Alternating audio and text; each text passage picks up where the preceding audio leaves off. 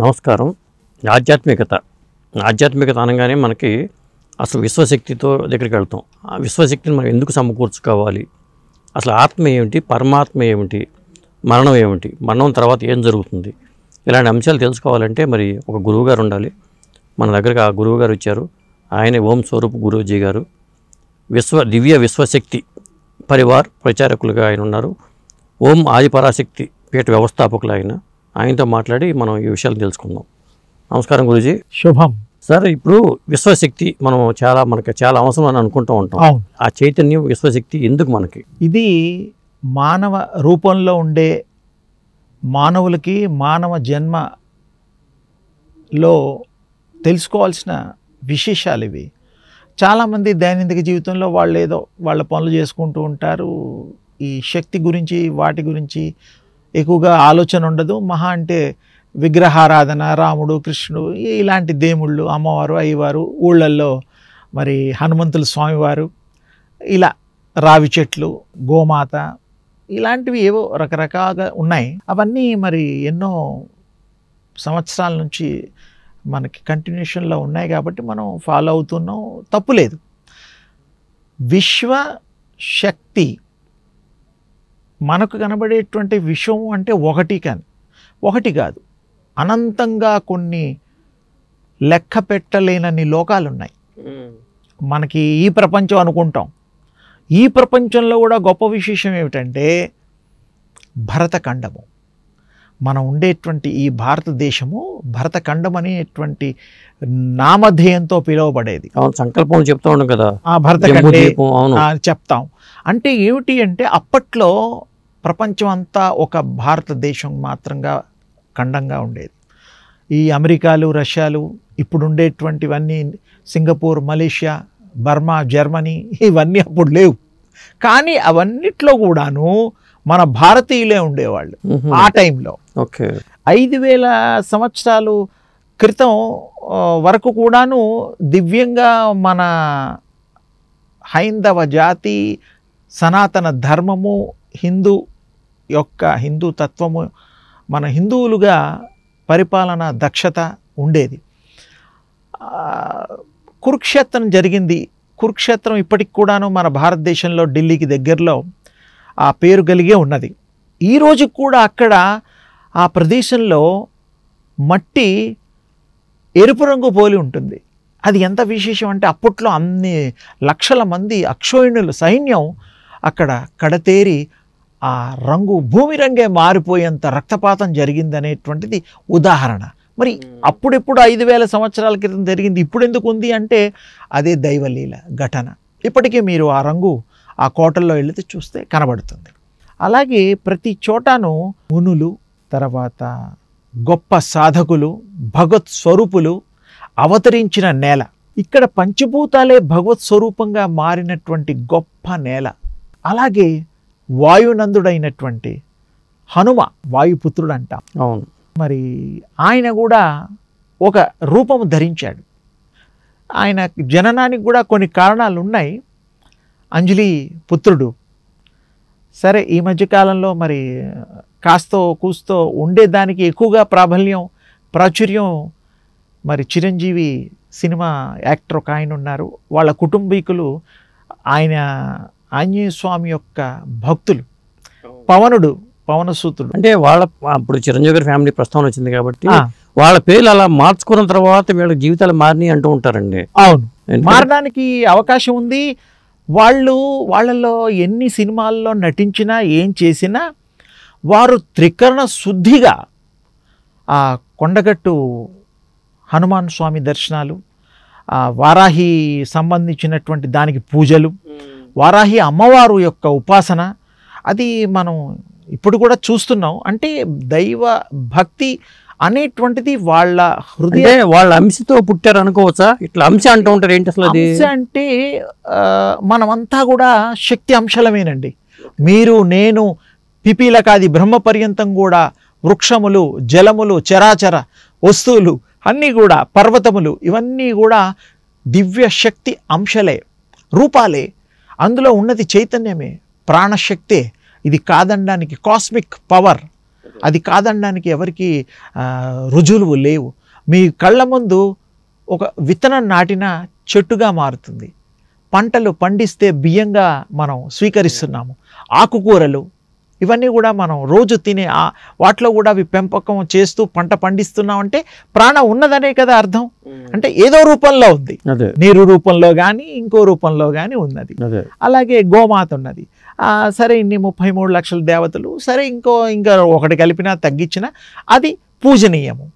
మనం ఇప్పుడు దానికి పాపం ఆ గోమాతకి ఇబ్బందులు అయిపోయి వాటిని హింస పెడుతూ మరి మనం చాలా పాపానికి ఒడిగడుతున్నారు. అంటే హిందువులని కాదు, ఎవరైనా సరే గోవుని ఆక్షేపించినా, గోవుని మనం దూషించినా, ద్వేషించినా అది భగవద్వేషం. అంటే ఇన్ని జంతువులు ఉన్నప్పుడు గోమాతనే ఎందుకు అంత పవిత్రంగా చూడాలి? అది సాత్వికమైనటువంటిది. గోమాత మూత్రము అందులో బంగారు రంగు ఒక దైవ సంబంధమైనటువంటిది ఒక రే ఉన్నది, కిరణము. అది కొన్ని జబ్బులకి, క్యాన్సర్ లాంటి ఇంకా చెప్పుకోలేని ఎన్నో ఇబ్బందుల్ని అది దూరం చేస్తుంది. ఓకే. ఆ గోమూత్ర సేవనము కూడా మన హిందూ సాంప్రదాయంలో ఉన్నది. గోమూత్రంతోనే ఇల్లు అలికేటప్పుడు, పుణ్య కార్యక్రమాలప్పుడు శుద్ధి చేస్తాము. అంటే ఆ పవిత్రతని మనము గుర్తించాము. పేడతో కూడా ఇల్లు అలికేవాళ్ళు అప్పట్లో. అది మీకు తెలిసింది సత్యము. గోమాతలో అన్ని దేవతలు, సకల దేవతల యొక్క నిలయమని కూడా మనం భావిస్తాము, విశ్వసిస్తాము. అది సత్యము. అలాగే బ్రహ్మ, విష్ణు, మహేశ్వరులు కూడాను వారు కూడా తపస్సు చేసుకున్నారు. వారిని సృష్టించినటువంటిది ఆది పరాశక్తి. ఆది అనిన మొదలు, పర అంటే ఈ శక్తులు కానటువంటిది, శక్తి అది మొదలు. అదే తల్లి భావన చేసి ఆది పరాశక్తి అన్నాము. అది అన్నిటా ఉంది. ఓకే. ఆ శక్తి లేని చోట లేదు.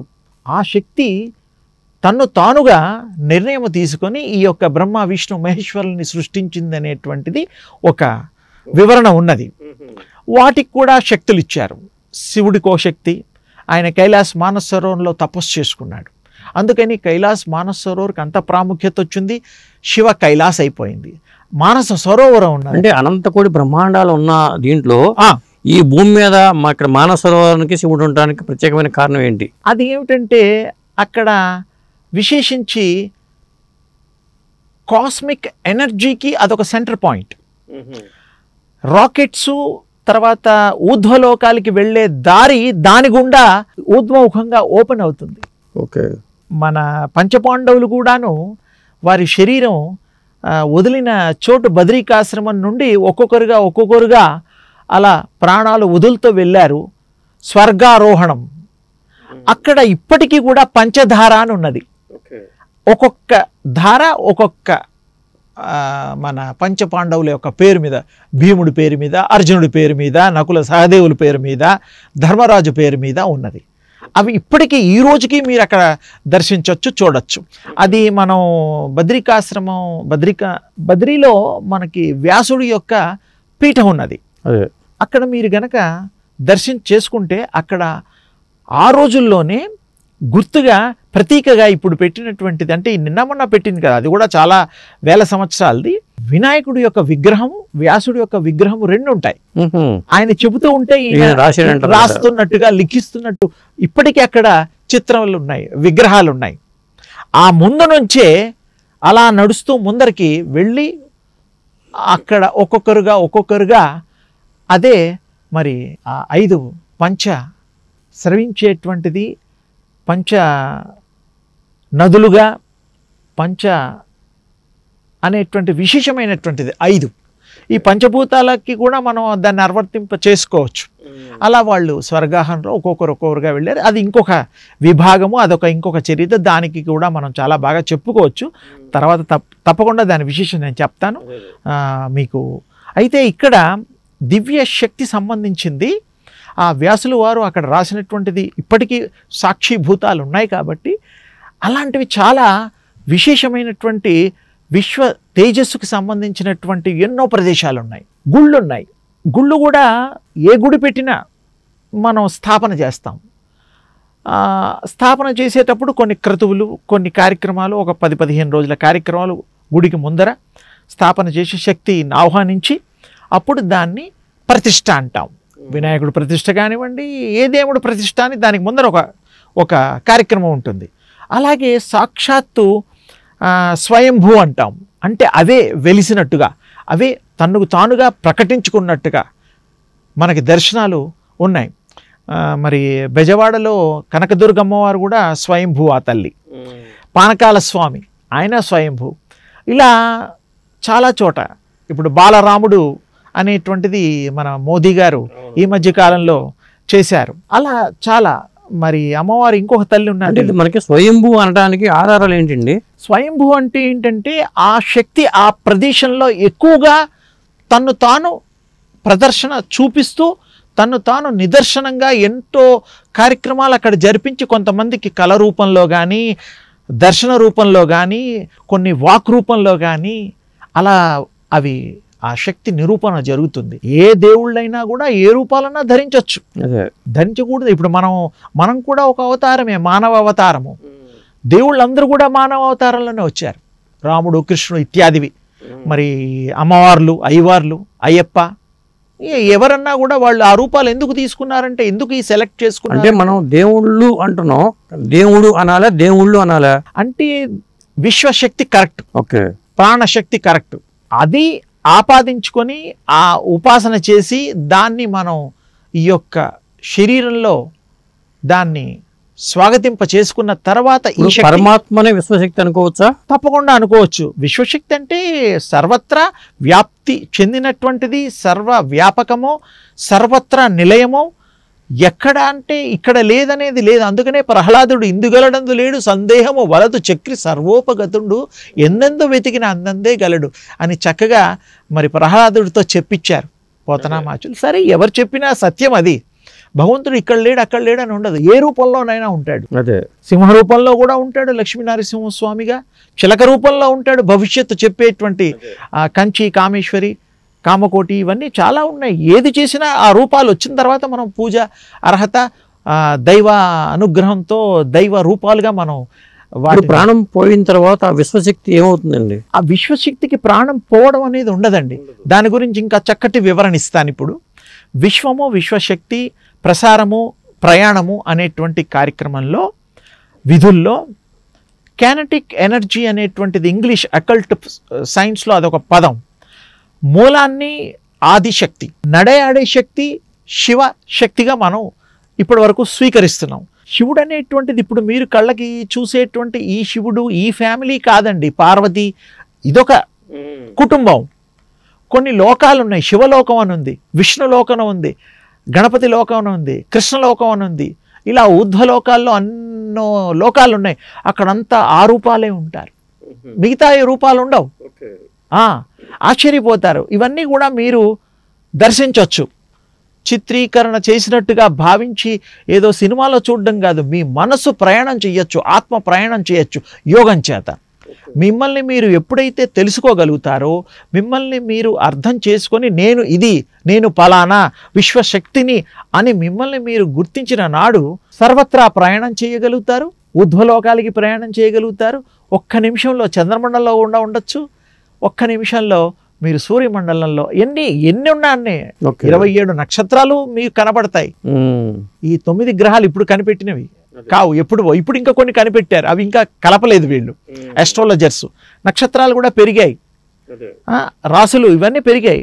అంటే అప్పుడు అవి దగ్గరగా ఉన్నాయి కాబట్టి ఈ మానవులకి ఆ యొక్క కిరణాలు, ఉపగ్రహాలు, గ్రహాలు, నక్షత్ర మండలాలు అవన్నీ కూడాను రాసులు కంటికి కనపడనటువంటి సూక్ష్మాతి సూక్ష్మమైనటువంటి విశ్వశక్తి కిరణాలు మన మీద ప్రసరిస్తాయి. ఓకే, ఆ కాంబినేషన్ వల్లే వృశ్చిక రాశిలో పుట్టారండి వీళ్ళు ఎన్నో పాదం తర్వాత.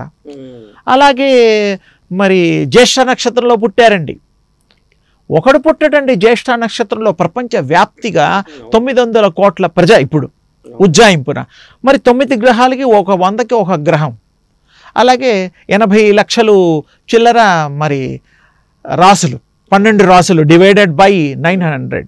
అలాగే పాదాలు 108 పాదాలు, ఇవన్నీ డివైడ్ చేస్తే మనకి సంఖ్య తెలుస్తుంది. అంటే ఏమిటి, ఇక్కడ సూక్ష్మాతి సూక్ష్మమైనటువంటి విశ్వశక్తి కిరణాలు, అది కూడా పుణికి పుచ్చుకున్నవే గ్రహాలకి కూడా ఆ శక్తి కలిగింది విశ్వంలోంచే.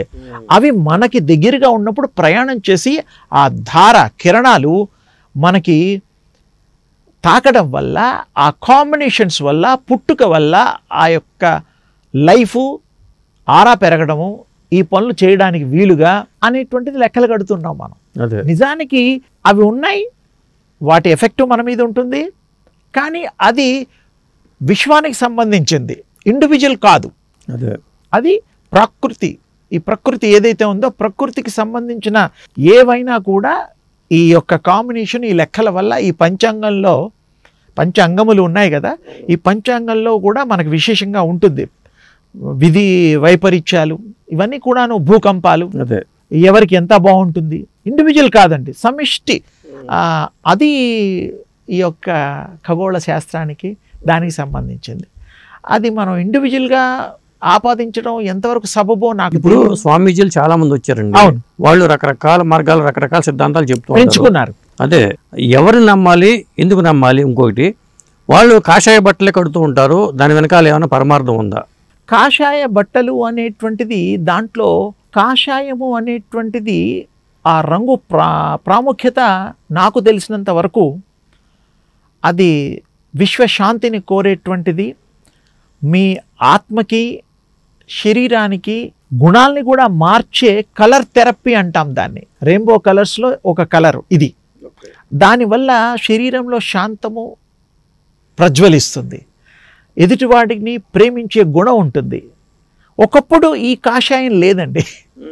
పూర్వం వెళ్ళండి, మునులకు ఎక్కడున్నాయండి కాషాయాలు? లేవు, కౌపీనాలు ఉండేవి ఒకప్పుడు.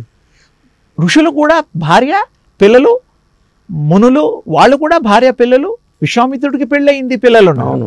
మరి వశిష్ఠుడికి ఉన్నారు. ఈ కాషాయం కట్టుకునే సంప్రదాయం ఎప్పటి నుంచి మొదలైందంటారు? అది కరెక్ట్గా మనం చెప్పలేమండి, సత్యం అది. అది చాలా, మరి ఏది ఏమైనా ఎంత మొదలైనా కూడా 5000 సంవత్సరాల నుంచి అయితే మనకు బాగా అందుబాటులో ఉంది. అంతకు ముందు కూడా రాముల వారి టైంలో కూడా ఒక 10,000 సంవత్సరాల క్రితం కూడా ఉంది. ఇంకా అంతకు ముందు గురించి ఎక్కువగా మనకి దాని అక్కడక్కడ ఏదో ఉండొచ్చు. అంటే కాషాయం కట్టుకుంటే సంసారం చేయకూడదా? అలా అంటే మరి మునులు ఋషులు వాళ్ళంతా సంసారికులే కదా. అంతెందుకండి, భగవత్ స్వరూపులు అనేటువంటి మనం పూజించేటువంటి రాముడు భార్య పిల్లలు ఉన్నారు, లవకుశులు పుట్టారు. అలాగే మరి కృష్ణుడు, ఆయనకి అష్టభార్యలు, మరి 16,000, అంటే 16,000 మంది భార్యలు. అంటే వాళ్ళు పూర్వజన్మలో భక్తులుగా ఉండి ఈ జన్మలో మరి జరాసంధుడు చెరపట్టిన తర్వాత ఏం సందేశం ఇస్తున్నారు? రాముడేమో ఏకపత్ని వృత్తులుగా మరి ఒకే భార్యతోనే మనం చూస్తాము, కృష్ణునేమో అష్టభార్యగా చెప్తూ. అదే నేను మీకు చెప్తున్నాను, అక్కడ ఒక విశేషం ఉన్నది. జరాసంధుడు ఆ టైంలో ఈ ప్రపంచం మొత్తంలో ఉండేటువంటి అందగత్తలను అందరూ పట్టుకొచ్చి బంధిస్తాడు. అయితే వాళ్ళందరూ కూడాను చెర విముక్తి కృష్ణస్వామి చేస్తారు. అది భీముడు రావడం, ఆయన్ని చంపడం అన్నీ మనకు స్టోరీ తెలుసు. ఆ తర్వాత ఏ మానవులైతే, ఏ రాజు అయితే ఆ రాజ్యాన్ని జయిస్తాడో అందులో ఉండే సమస్త వస్తువులకి అధిపతి అధికారము ఆ జయించిన రాజుకు వస్తుంది. ఇప్పుడు కూడా ఈ మధ్య కాలంలో కూడా మనం చూసాం. అయితే అక్కడ వాళ్ళు ఈయన ఓడిపోయిన తర్వాత కృష్ణస్వామి శరణులోకి వచ్చి, తండ్రి మరి మేమందరం కూడా నిన్ను ఆరాధించే ఇది భక్తులం, అంటే అమ్మాయిలు, అందుకని మీరు స్వీకరించవలసిందిగా, అందుకనే వాళ్ళ కోసం ద్వారక కట్టడం, వాళ్ళందరినీ అక్కడ పెట్టడం జరిగింది. అంతేగాని వీళ్ళలాగా కళ్యాణాలు 3 ముళ్ళు అది కాదండి. అష్టభార్యలు ఈ యొక్క ఇది వేరు, వాళ్ళు వేరు.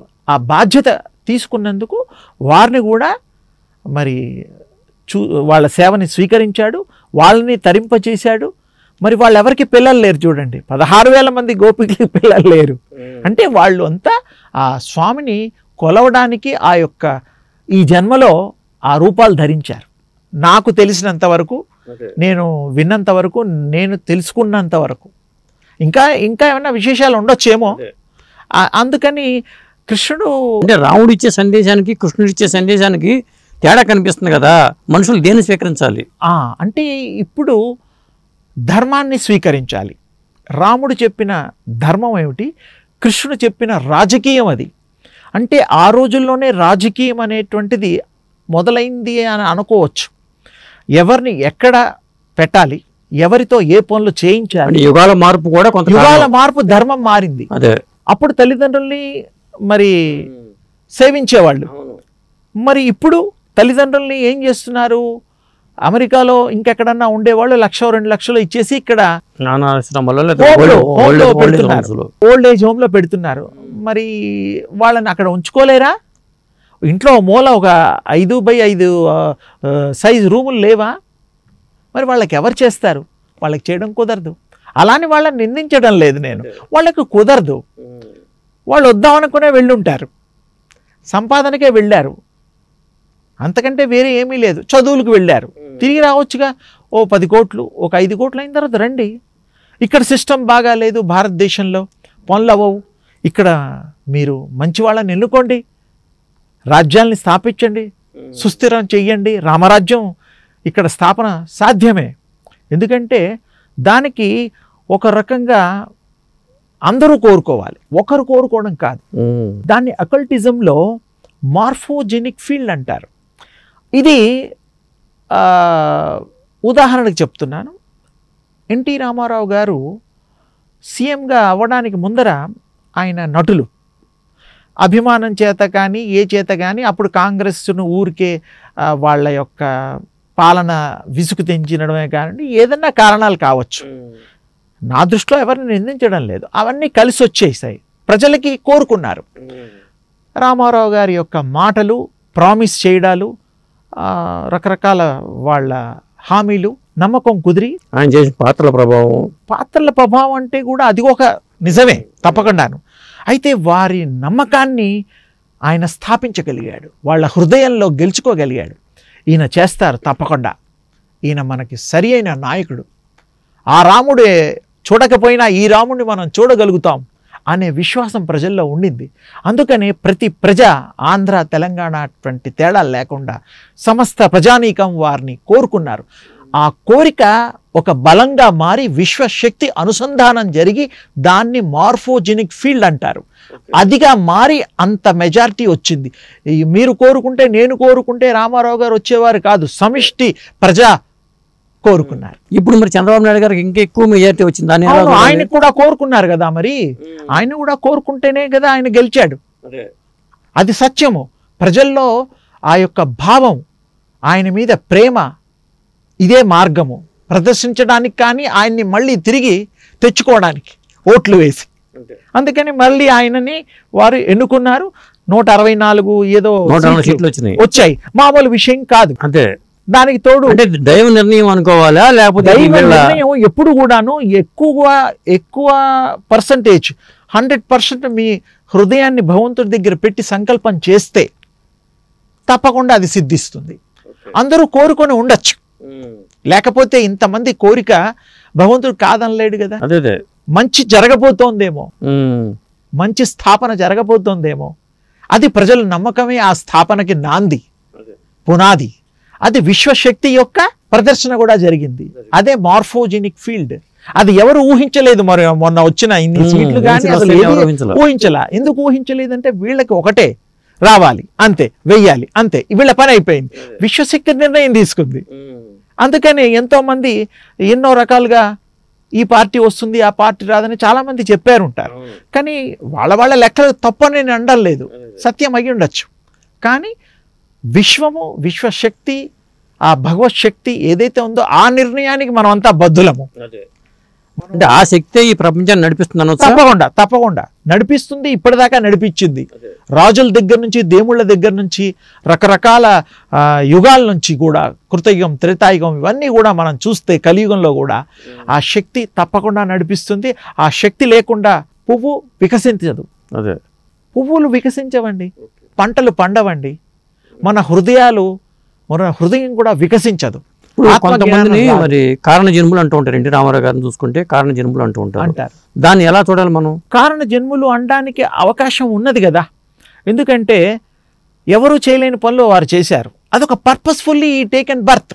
అదే ఆయన ఇది చేయడం కోసమే పుట్టారు, ఈ టైంలో ఇలా చెయ్యాలని వారి యొక్క పుట్టుక నుంచి ఒక్కొక్క టైంలో ఒక్కొక్క కార్యక్రమాలు చేస్తూ ఆ స్థాయిలో చివరికి ఇంత గొప్ప మరి భారతదేశంలో కూడా మరి చాలా ఆయన చేంజెస్ తీసుకొచ్చారు, అందరికీ దగ్గర అయ్యారు. మరి ఆయన కారణ జన్ముడు తప్పకుండా, దాంట్లో సందేహం లేదు. మీరు కారణ జన్ములే, వారితో పాటు నేను కారణ జన్మునే. మీరు ఒక పర్పస్కి వచ్చారు, వారు కూడా ఒక పర్పస్కి వచ్చారు. పర్పస్ రావడానికి బయటపడడానికి టైం పడుతుంది అంతే. మీరు కూడా ఏదైనా పనులు ఉన్నాయి, తప్పకుండా ఇంజనీర్ అవ్వాలి, అది కూడా కారణ జన్ములే. డాక్టర్ కారణ జన్ములే. ఫోటోగ్రాఫర్ కారణం లేకుండా జన్మ ఉండదు, రాదు. జన్మ అసలు కారణం కూడా ఏమిటి? పూర్వజన్మలో మీరు కొన్ని చేస్తారు, ఆ కార్యక్రమాలు మిగిలిపోతాయి. పనులు మిగిలిపోయినప్పుడు ఆ దేహం వదిలేస్తారు. దేహం వదిలేసేదానికి సర్వ హక్కులు ఆత్మదే. మీరు అనుకుంటారు అస్ట్రాలజీ ప్రకారం 120 ఏళ్ళు బతకాలి, ఇల్లు అది ఇది అనుకుంటారు. ఓకే, అలా ఉందా? లేదు. హార్ట్ అటాక్స్ వస్తున్నాయి, యాక్సిడెంట్స్ అవుతున్నాయి. మరి అప్పుడు ఈ ఆత్మకి తెలుస్తుందా? తెలుస్తుంది. మరి మధ్యలో వదిలేసి ఎందుకు పంపించేస్తుంది?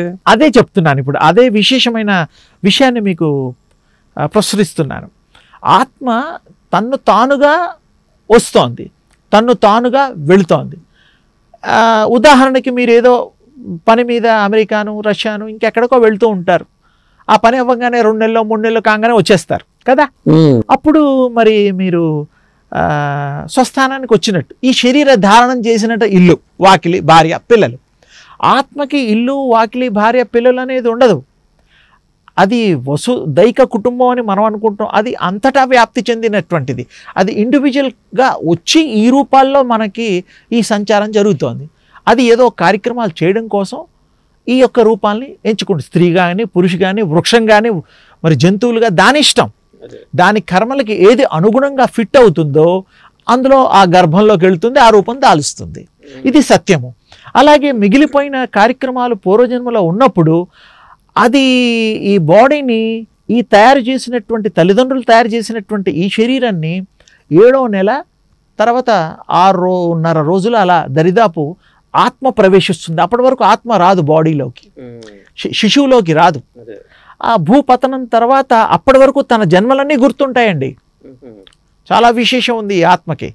ఆ తర్వాత తల్లి ప్రేగు కట్ చేయడంతో ఆ స్ఫురణ పోతుంది భూపతనానికి. అప్పుడు ఆ యొక్క జీవుడు ఈ యొక్క ప్రాపంచిక విషయాల్లోకి వస్తాడు.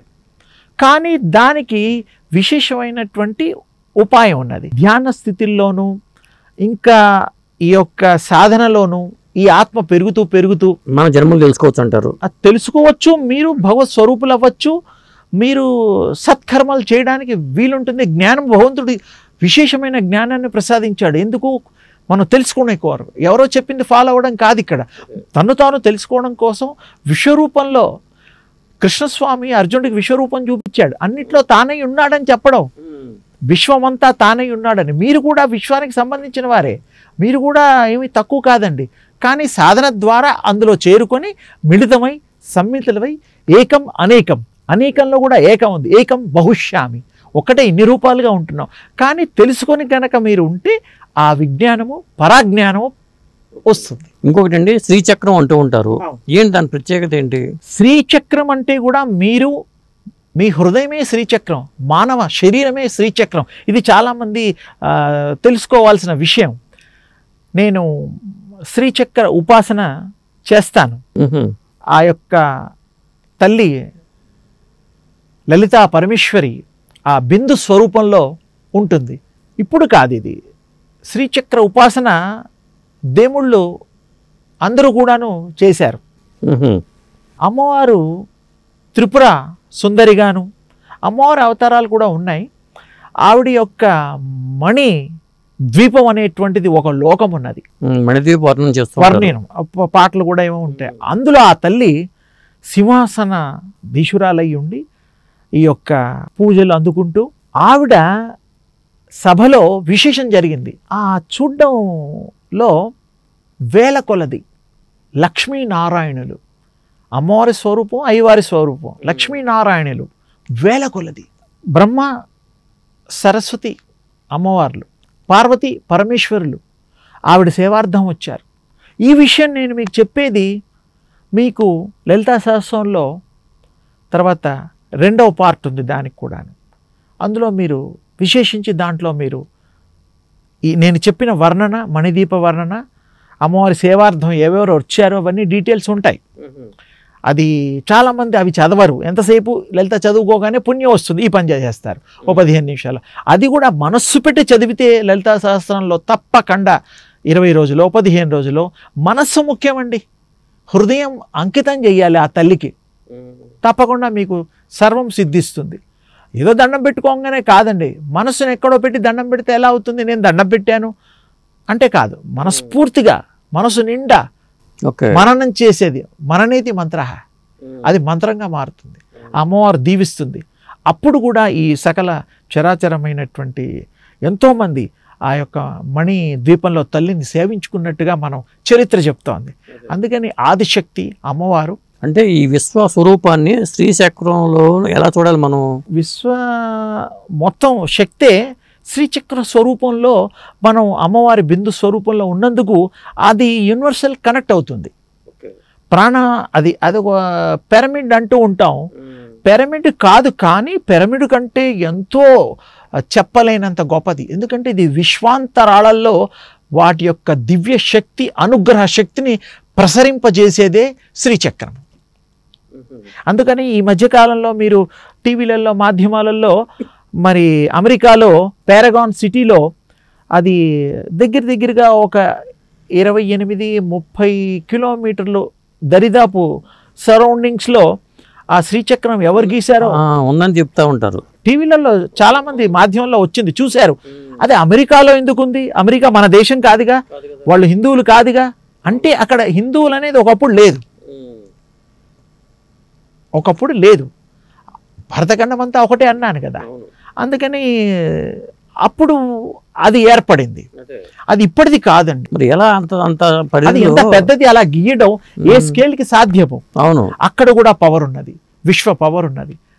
ఎక్కడ పడితే అక్కడ విశ్వశక్తి ఏదో రూపాల్లో బహిర్గతమై దేవతా స్వరూపాలుగా పూజింపబడుతోంది.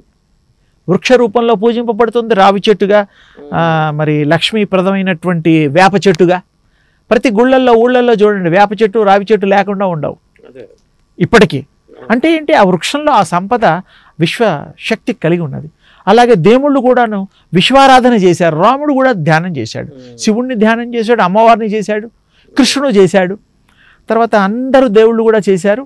దాంట్లో విశేషం ఏమిటంటే ఆ శక్తి ఉద్భవులే ఆ శక్తిని నిరంతరము అనంతంగా కంటిన్యూగా కనెక్ట్ అవ్వడం కోసం వాళ్ళు ధ్యానం చేసేవారు. వారు చూపిన మార్గమే క్రియాయోగం, ఆరోయోగం, ఈ యోగం. మరి సూర్యుడు కూడా కృష్ణుడికి ఆ క్రియాయోగం గురించి చెప్పినట్టు భగవద్గీతలో ఉన్నది. అది ఎంత పురాతనమైనట్టు. అంటే కొంతమంది ఏమంటారంటే మనిషికి డబ్బు అవసరం, కానీ ఎందుకు ఇది అంతా అంటారు? అంటే డబ్బులు అవసరమే. ఎంత అవసరము? నీకు ఆహారం తీసుకోవడానికి, బట్టలు కట్టుకోవడానికి, కారులో తిరగడానికి, సుందరమైనటువంటి భవనాలు ఉండడానికి తప్పులేదు, సంపాదించాలి. ఆ తర్వాత ఏం చేస్తావు? ఒక 2 తరాలకి కాపాడుకో, పోనీ 10 తరాలకి డబ్బులు సంపాదించుకొని పెట్టుకో. మనం ఉండం, ఒక తరం తర్వాతే ఉండం. ఇప్పుడు కనీస అవసరాలు తీరితే చాలనుకునేవాళ్ళు కొంతమంది ఉంటారు, కానీ లగ్జరీగా ఉండాలనుకునేవాళ్ళు కొంతమంది ఉంటారు. ఉదాహరణకి ఋషికొండలో మొన్న ఈ మధ్యన ఒక భవంతి కట్టారు. ఆ భవంతిలో ఆ కమోడ్ కాస్టే 12 లక్షలు 15 లక్షలు అని చెప్తున్నారు. దీన్ని ఎలా చూడాలి అసలు? ఏం లేదండి, వారు ప్రత్యేకించి అది ఇష్టపూర్తిగా తన ఇష్టంగా తను తానుగా నిర్ణయం తీసుకొని ఆయన గారు నిర్మించినటువంటిది. అది వారి స్వవిషయం. ఒక బాతటబ్బు అంత ఇంకా కూడా ఎక్కువ ఉండొచ్చు. అంటే కోరికలకి అనంతం కదా, ఎండ లేదండి. అదే అప్పుడు కూడాను స్వర్గలోకాల్లో ఉండేటువంటి ఆ బిల్డింగులకి మయుడు కట్టినటువంటి మహాభారతం టైంలో ఆ మయసభ లాంటివి ఆ రోజుల్లో కూడా ఉన్నాయి. సరే, ఈ రోజుల్లో కొంతమంది ఇప్పటికీ కూడాను డబ్బున్న వాళ్ళు హెలికాప్టర్లు కొనడం లేదా, మనం బైకులు కొన్నట్టు. ఈ రోజుల్లో ఇప్పుడు 4.5 కోట్లు ఈ మధ్య విన్నాను, చూశాను. ఎక్కడి నుంచి ట్రాఫిక్లోంచి కూడా పైకి లేచిపోయే కార్లు వచ్చాయి. మొన్న ఎవరో చూపించారు నాకు ఫోటోలు, నాకు తెలియదు దాని గురించి, కానీ అది రకరకాలుగా జరుగుతున్నాయి. ఎవరు ఏదైనా ఒక హద్దు పద్దు ఉంటే సంతోషము, మరి అదే అప్పుడే సంతోషం ఉంటది కదా. అవును, ఇది అనంతంగా శ్రేయస్సు కూడా. అవును, ఎవరైనా కూడానండి మనకు లిమిటేషన్, మనం బతకాలి, ఇతరులను బతికించాలండి. తప్పకుండా. తోటి మానవుడు బతకకపోతే కూడా దొంగలు ఏర్పడతారు. ఇప్పుడు మన ఇంట్లో అంత సంపద ఉన్నది అనుకోండి, ఎవరికి ఏమి రూపాయి దానం చెయ్యం, వాళ్ళంతా ఒకటైపోయి మన దగ్గర ఉన్నవన్నీ లాక్కుంటారు, మన సంహరిస్తారు, తిరుగుబాటు వస్తుంది కదా. అందుకనే ఒకప్పుడు మన గుళ్ళ దగ్గర అక్కడ ఇవి ఉండేవి, ఆశ్రమాలు ఉండేవి, తర్వాత అన్నదానాలు ఉండేవి, మరి రకరకాలుగా ఎన్నో పుణ్య కార్యక్రమాలు చేసేవారు. ఎందుకంటే తను సంపాదించింది తనతో పాటు రాదనే సత్యం తెలిసి వాళ్ళు ఏం చేశారు, పంపకం పెట్టారు. తోటి మానవుల్లో ఆనందాన్ని వాళ్ళు చూడగలిగారు. ఇప్పుడు ఆనందం అంటే బొమ్మలు వేయడం కాదు కదండి, ఆనందానికి బొమ్మ వేయగలమా? వేయలేము. అది మనస్సు తృప్తి చెందినప్పుడు ఆనందానికి అవధులు లేవు, రూపాలు లేవు. అది వర్ణనాతీతమే ఆనందము. భగవంతుడి యొక్క ప్రేరేపణ, భగవంతుడి ఆరాధన కూడా వర్ణనాతీతము. ఆ దివ్య శక్తి ఆరాధన అంత గొప్పది. మీకు ప్రతిదీ కూడాను శక్తిమయం. శక్తి లేకుండా మీరు కూర్చోలేరు, నేను మాట్లాడలేను. ఆ విషయాన్ని మనం తెలుసుకోవాలి. ఆ దివ్య శక్తిని సంపాదించాలి, ధ్యానం చేయాలి. ఆ సూర్యోపాసన కూడా శక్తిోపాసన లాంటిది. దాంట్లో మన శక్తిని ఆవిర్భావం తీసుకొని మనం పుణికిపుచ్చుకొని ప్రతిదీ కూడా మీ సంకల్పానికి బలం చేకూరుతుంది.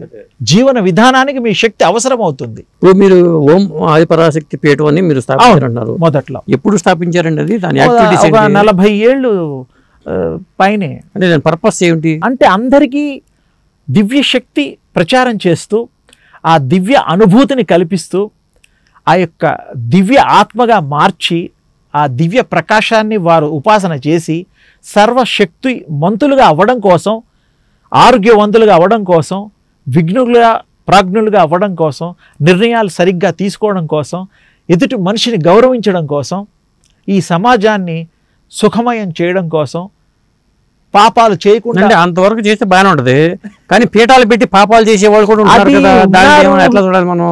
అది బాధాకరమైన రాజకీయాలు ఇన్వాల్వ్మెంట్, రాజకీయాల్లో కూడా ఇన్వాల్వ్ అవుతున్నారు వీళ్ళు, పీఠాలు పెట్టిన వాళ్ళు. అవును, మరి ఎవరిని నమ్మాలి, ఎవరిని నమ్మకూడదు? అది వాళ్ళ విఘ్నత అండి. ఎందుకంటే అంత చదువుకొని, అంత పండితులుగా అయ్యి, అంత విశేషమైన జ్ఞానాన్ని, భగవత్ శక్తిని సంపాదించుకొని క్షణికమైన వాటి కోసం వాళ్ళు వెంపర్లాడము. ఆ పేరు ఎందుకండి మనకు? ఆ పేర్లు భగవంతుడు మిమ్మల్ని మెచ్చుకోవాలి, కానీ మనుషులు కాదు కదా. మనుషులు కూడా భగవత్ స్వరూపులుగా అయినప్పుడు వాళ్ళు మెచ్చుకుంటారు. ఇప్పుడు నా పక్కన నేను స్వామి పెట్టుకుంటే నేను స్వామి అయిపోను కదండి. కారు నేను కూడా హేమసుందర స్వామి అని పెట్టుకుని నేను జాతకాలు చెప్పుకుంటూ పాపులారిటీ తెచ్చుకోవచ్చు, కానీ ప్రజల్ని మోసం చేయడం అనేది కూడా కరెక్ట్ కాదు. ప్రజల్ని మోసం చేయడం తప్పు. అది ఎవరు మెచ్చరు. సత్యాన్ని చెప్పండి, బల్లగుద్ది చెప్పండి, ఇది అవుతుందంటే అవ్వాలి, అంతే. ఈ మధ్యన కొంత రాష్ట్రాలు చదివించారు, నేను 100% మొత్తం నిజాలు చెప్తాను, నేను చెప్పిన అన్ని జరిగినాయి అంటాడు. అన్ని అబద్ధాలు అయినా కానీ అవి నేను చెప్పలేదు, నేను చేయలేదు అంటాడు ఒక ఆయన.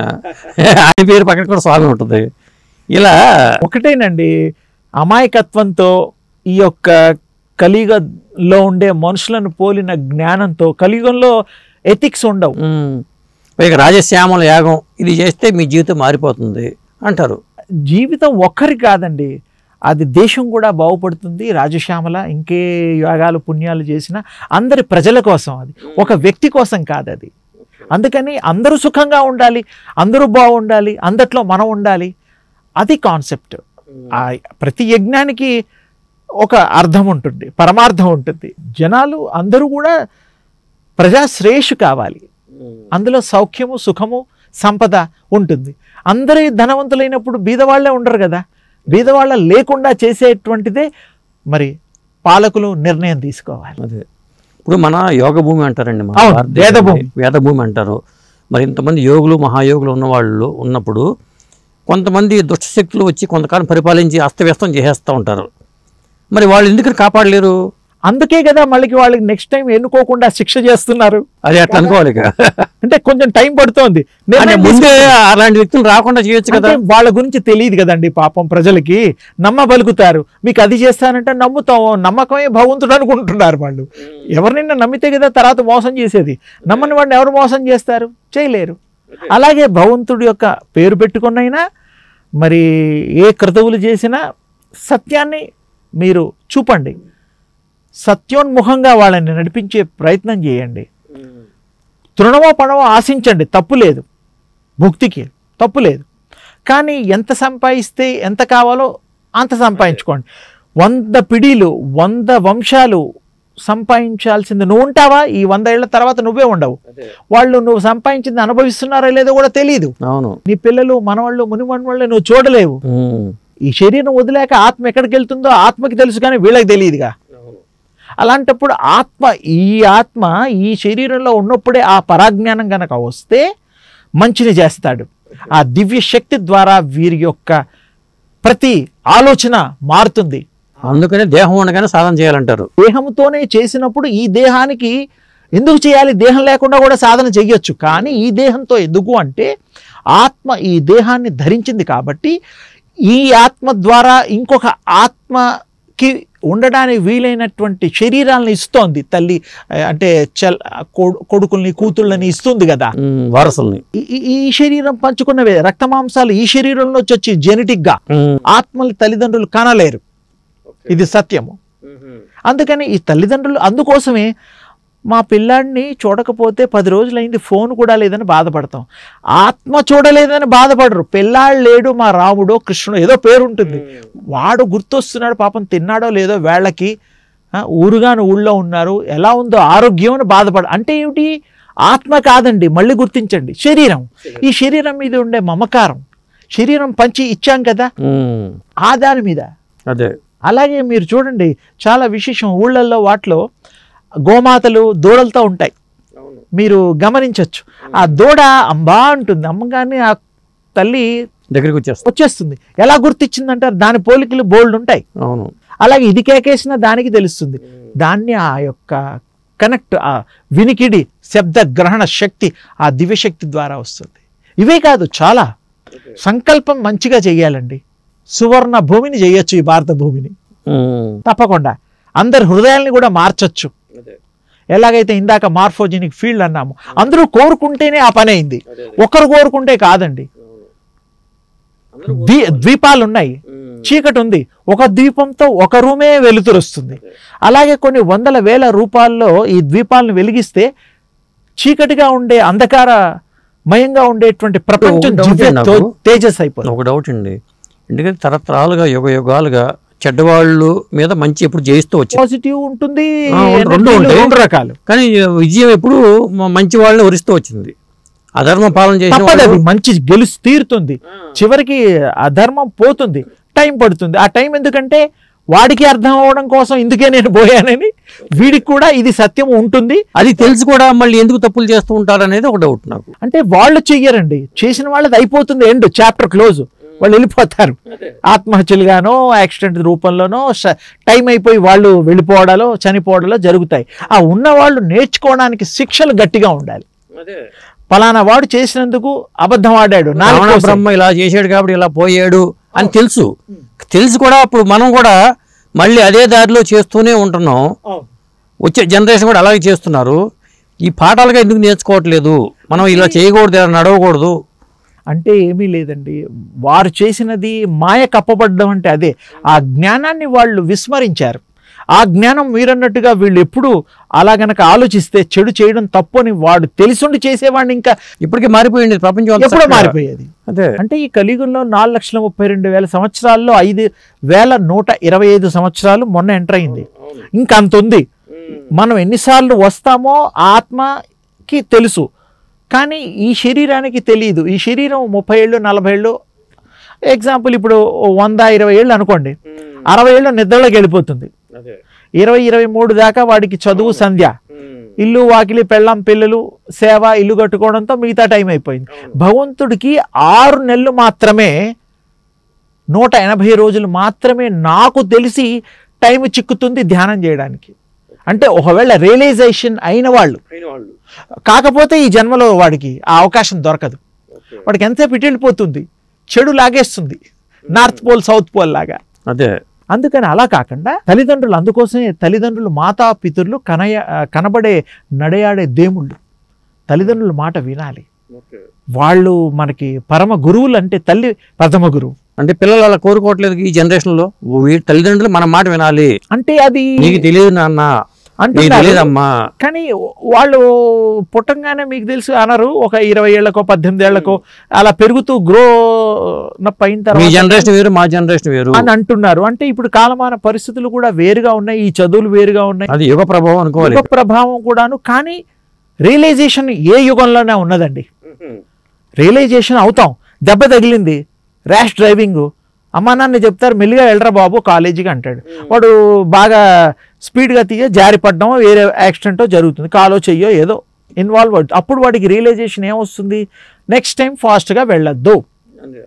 ఒక కాలు విరిగి 3 నెలలు పడుకుంటాడు, ఎంత బాధ. చెయ్యి ఏదో ఒకటి పార్ట్. అలాగే అలవాట్లు కూడా అంతే. అలవాట్లు కూడా మీరు ఇది తినకూడదు, ఇది తినాలి, దీనివల్ల హెల్త్ ఇబ్బంది అవుతుంది అని చెప్తున్నారు కదా. క్షౌరం అయితే కానీ వివరం కాదని సామెత ఉంది. పెద్దవాళ్ళు మీరు చాలా చక్కగా పూర్వ విషయాలు చెప్పారు. తల్లిదండ్రుల బాధ్యత ఎక్కువ ఉంటుందండి, 100కి 100. జ్ఞానం ఇవ్వడం మన పని. వాడు వినలేదనుకో, వినకపోవడం కూడా వీడి బాధ కాదు, తల్లిదండ్రులు రాంగ్ లేదు అక్కడ, ఆత్మ ఇష్టం. Soul will decide what they want. ఇప్పుడు పిల్లలు అలా ప్రవర్తిస్తున్నారన్నా సోలే డిసైడ్ చేస్తుంది. కానీ మనం ఈ యొక్క మన పాత్ర, మన బాధ్యత వరకు మనం చెప్పాలి. శరీరం మనది కాబట్టి ఆ శరీరం మీద మమకారంతోనే తల్లిదండ్రులు ఇంత ప్రేమ. ఆత్మ మీద ప్రేమలు లేవు. ఇందాక కూడా చెప్పా, ఆత్మ కూడా వింటుంది ఎప్పుడంటే దానికి నచ్చినట్టు కూడా అలవాట్లు ఈ శరీరం ద్వారా చేయిస్తే ఆత్మ కూడా దీని కంట్రోల్లో ఉంటుంది. అది కూడా ఉంది. యద్భావం తద్భవతి. అలా ఆత్మ ఉంది, పరమాత్మ ఉంది, అన్నీ ఉన్నాయండి. కానీ పెళ్లి చేసుకుంటున్నారు, పెళ్లి చేసుకొని పట్టుమని 10 రోజులు కూడా కాపురం చేయలేని పరిస్థితులు వచ్చేసినాయి. ఎందుకు వస్తుంది అట్లా? అది మనస్పర్ధలు. అందుకనే గతంలో మనకి పూర్వీకులు 9 ఏళ్లకి 10 ఏళ్లకి పెళ్ళిళ్ళు చేసేవారు. అసలు ఆ అమ్మాయికి ఏం తెలుసు, ముక్కు పచ్చలానని అమ్మాయి. అప్పట్లో ఎందుకు చేసేవాళ్ళు అంటే ఏమీ తెలియకుండా ఉన్నప్పుడే ప్రేమ, కట్టుబాట్లు, సంబంధాలు, గౌరవాలు, మనిషికి మనిషికి విలువలు అర్థం చేసుకోవడాలు, ఆచార వ్యవహారాలు అప్పటి కాలంలో చేసేవారు. బంధం పటిష్టపడుతుంది కూడా. అప్పుడే ప్రేమ అంటే నా భర్త దైవంతో సమానం, ఆయన నన్ను మంచిగా చూసే రక్షకుడు, అలా ఉండేవి. ఇప్పుడు అసలు పెళ్ళిళ్ళు కూడా ఎన్నేళ్ళకి అవుతున్నాయి, ఎవరికి 35-40 ఏళ్ళు దాటిపోయినా అవుతున్నాయి. కానీ ఫైనల్గా ఏంటంటే పోనీ 50 ఏళ్ళకి చేసుకున్నా మెచ్యూరిటీ అప్పటికన్నా వస్తే సంతోషం. భర్తని అప్పుడు మళ్ళీ బాల్య వివాహాలు పెట్టేస్తే అవును బాగుపడుతుంది అనుకోవచ్చు. బాల్య వివాహాలు ఇంకా కాదండి, కలియుగం చివరి వరకు కూడా కాదండి. ఎందుకంటే ఆ స్టేజ్ అయిపోయింది. కొంతమంది అయితే పెళ్లి వద్దు, అసలు పెళ్లి లేకుండా ఉండటం బెటర్ అంటున్నారు. అవును, పిల్లలొద్దు పెళ్లి వద్దు అంటున్నారు, బాధలు పడలేక. ఎందుకంటే నేను ప్రేమించిన అబ్బాయి చెప్పకుండా ఎవరినో పెళ్లి చేసుకొని తీసుకొస్తాడు, నేను బాధపడతా. అదే వాడికి ఇష్టం, అది తల్లిదండ్రుల ఇష్టాన్ని వాడు మరి గుర్తించడం లేదు.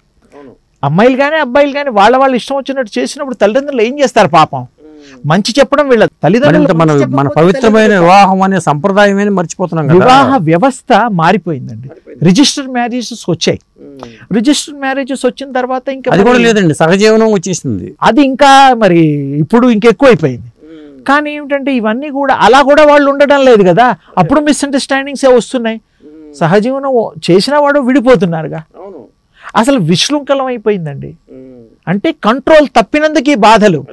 ఎప్పుడైతే మీరు కంట్రోల్గా ఉండి, ఎప్పుడైతే మిమ్మల్ని మీరు గుర్తించగలుగుతారో, మీ ఏం చేస్తున్నారో మీకు ఆ పరిజ్ఞానం ఉందో. పెద్దలు లేకపోవడం కూడా ఒక కారణం కావచ్చు. అది కూడా కారణమే. ఉన్నవాళ్ళు కూడాను క్రమశిక్షణగా మ్యాక్సిమం పెంచుతారు. తల్లిదండ్రులు పెంచకపోతే పాపం వాళ్ళ యొక్క ఈతి బాధల వల్ల ఏదో చెప్పలేని వాళ్ళకు కూడా విజ్ఞానము ఉండాలి కదా. చదువులు వాళ్ళు ఒక లేమ్యాన్ వాళ్ళు ఎంత ఒకటే పెంచుతాడు, మా అబ్బాయి బాగా చదువుకోవాలి, వాడు వృద్ధిలోకి రావాలి, చూస్తే చూశాడు లేకపోతే లేదు, వాడు బాగుంటే చాలు. అలా తల్లిదండ్రులు ఎప్పుడు కూడాను వాళ్ళ స్వార్థం ఉండదు. పిల్లలు బాగుంటే చాలు, మా కళ్ళతో చూడాలి. వాళ్ళ పిల్లలు కూడా మా అత్త మాయ అంటూ అమ్మాయి కూడా ఉండాలి, కూతుర్లా చూసేవాళ్ళు ఈ రోజుకే ఉన్నారు. వాళ్ళ కూడా 2 వైపులా ప్రవర్తన ఉన్నప్పుడే అది జరుగుతుంది. ఒకప్పుడు ఉమ్మడి కుటుంబాలు చూసి ఇప్పుడు ఉమ్మడి కుటుంబం లేదు. ఇప్పుడు చూస్తుంటే పరిస్థితి ఉమ్మడి కుటుంబాలే మంచివండి. ఒక దగ్గర 4-5 కాపురాలు ఉండేవి, ఒక 100 మంది కూర్చుని తేడా వచ్చినా వేరే వాళ్ళు నచ్చ చెప్పేవాళ్ళు. ఇప్పుడు చెప్పేవాడు ఎవడు? ఫ్రెండ్స్ అన్నా చెప్పాలి, వాడన్నా తెలుసుకోవాలి. అమ్మ నాన్నకేమో వాళ్ళకేం తెలియదు అంటారు కదా. మన ఇన్వాల్వ్ అయితే మనం వాళ్ళ దృష్టి శత్రువులుగా మారిపోతాం. అందుకని రకరకాల ఇబ్బంది. కానీ సత్యం ఏమిటంటే మనం తెలుసుకోవాలి, మనం సరియైన నిర్ణయాలు తీసుకోవాలి, అందరినీ ప్రేమించాలి.